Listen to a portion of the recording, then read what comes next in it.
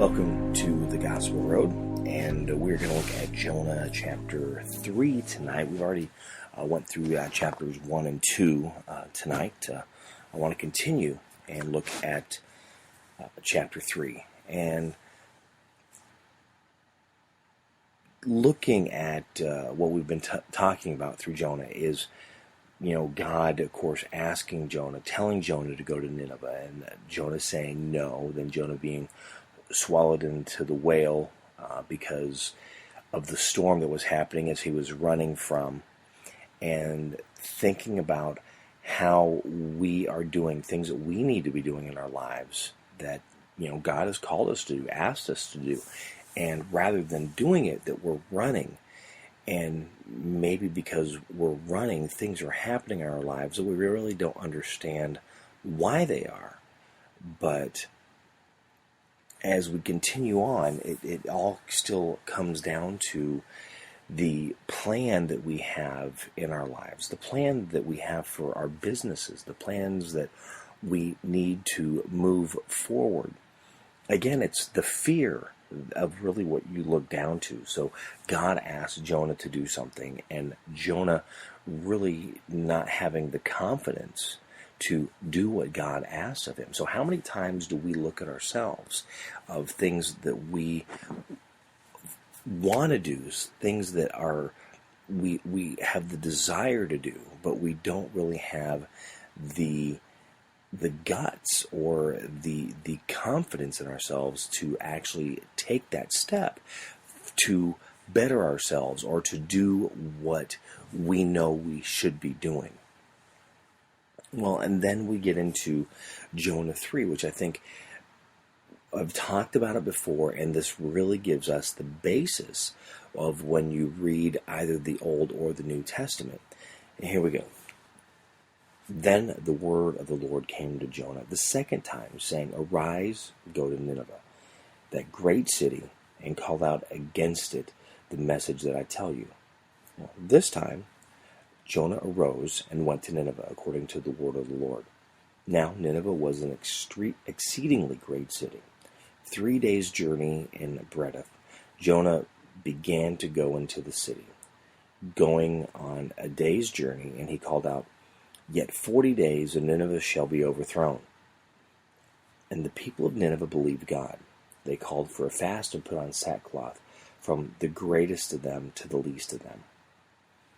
The word reached the king of Nineveh, and he arose from his throne, removed his robe, covered himself with sackcloth, and sat in ashes. And he issued a proclamation and published through Nineveh, by the decree of the king and his nobles, let neither man nor beast, herd nor flock, taste anything. Let them not feed or drink water, but let man and beast be covered with sackcloth, and let them call out mightily to God. Let everyone turn from his evil way and from the violence that is in his hands. Who knows? God may turn and relent and turn from his fierce anger, so that we may not perish. When God saw what they did, how they turned from their evil way, God relented of the disaster that he said he would do to them, and he did not do it. I think there's a lot of great information in Jonah 3. And as I always encourage you to read the chapters, read the Bible yourself, and find out what the Holy Spirit is revealing to you while you are studying and reading and meditating during your time when you're reading a chapter. So Jonah finally takes the step. God says, "Go do this." Jonah says, "Fine." Of course, Jonah was worried they're not going to listen to him. God's given this information to him, and God's saying, "You're going to do this, and this is what I want you to do." And of course, Jonah's thinking, yeah, not so much. But he goes, and the city believes what he said. So now, how many times do you look at yourself of that step that you need to make? And we're not even going to talk business. Let's talk relationship. We're talking family. What is it that's going on in your life that you know that there's a step that needs to be taken? You need to move on because of something that has happened.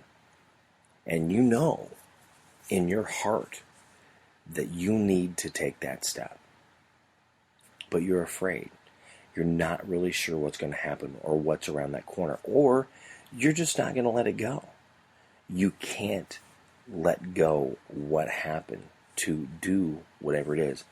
Either it being asking for forgiveness, giving forgiveness, just loving someone because of what they're doing. You know, I've talked about it before in 1 Corinthians 13, the love chapter that you hear many times at weddings, and it's talking about love and the unconditional love that we need to have for one another. And that is any relationship that you have, of being able to be there for them no matter what is happening. And that is, I think, the important part of Jonah 3.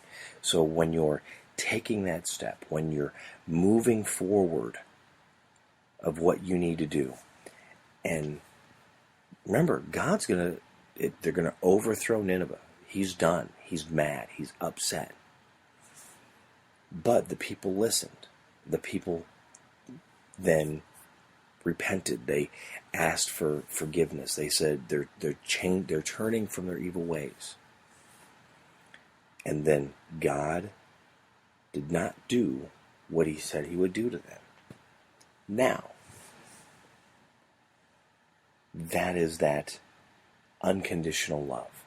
That is that support system that God has. So he takes that step. This is what's going to happen. So how can you take what God did for Nineveh and apply that to your life, to people around you, to someone that's done wrong, who's been evil to you, but be able to forgive them, be able to move beyond that and go to the next step, go to the next level. Or someone who's going through a really rough time, and rather than sitting there and chastise them and condemn them and basically beat them over the head, how can you pull the goodness out of them?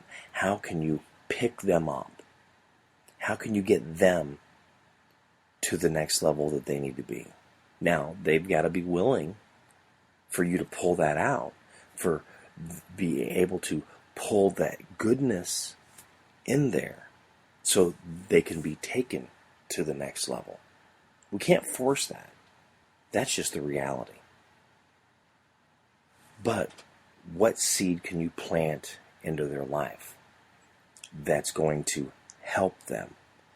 Maybe you're not the one that's going to get them to that next level, but you can plant a seed that can grow, a thought that will sit there and just grow and get stronger.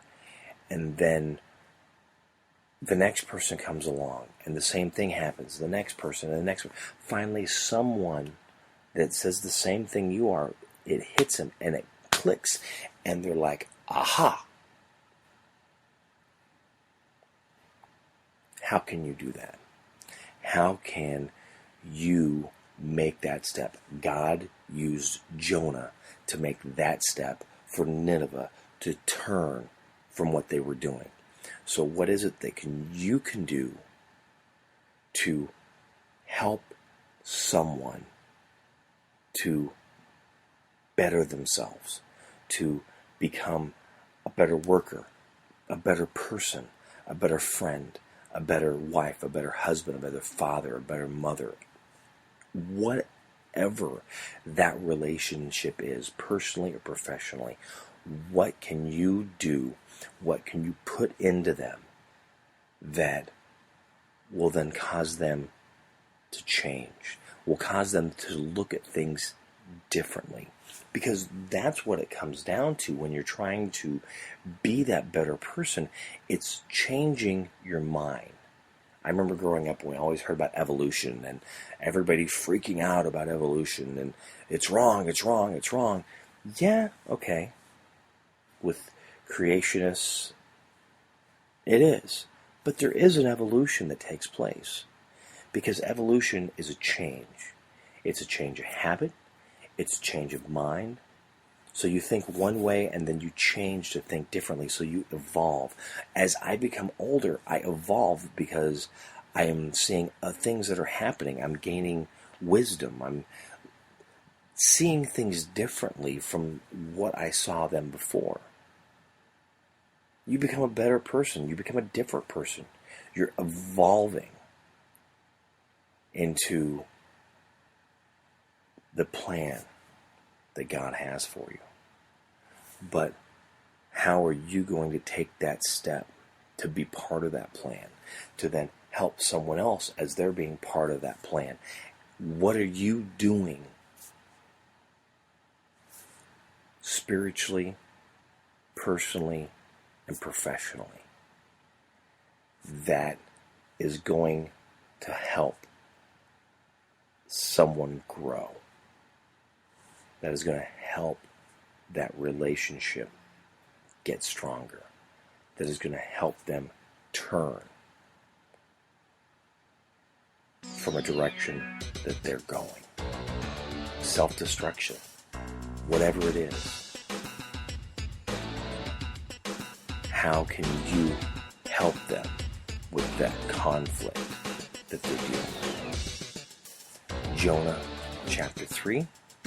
Thank you for listening to The Gospel Road. Till next time, have a great day. God bless.